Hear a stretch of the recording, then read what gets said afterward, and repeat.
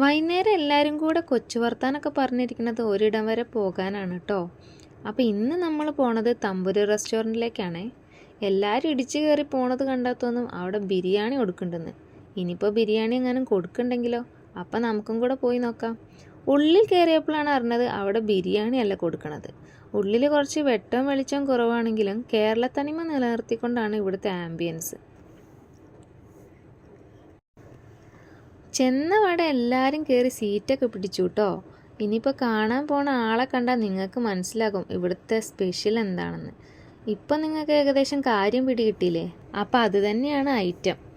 അങ്ങനെ അവിടുത്തെ ചേച്ചി ഞങ്ങൾക്ക് എല്ലാവർക്കും ഗ്ലാസ്സിലേക്ക് സാധനം ഒഴിച്ചു തന്നു. എന്ത് കുടിക്കാൻ കിട്ടിയാലും ചിയേഴ്സ് അടിക്കുന്നത് ഞങ്ങൾക്കൊരു ശീലമായി പോയിട്ടോ. എന്ത് ചെയ്യാനാ.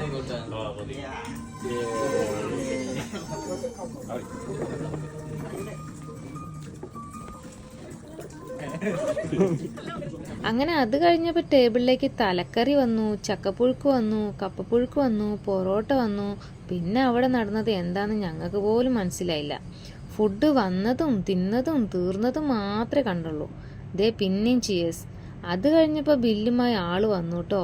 പിന്നെ അതൊക്കെ കഴിഞ്ഞ് എല്ലാവരോടും ബായ് പറഞ്ഞ് ഞങ്ങളിങ്ങ് പോന്നു. ശരി, ബൈ ബൈ, ഞാൻ പോണേന്.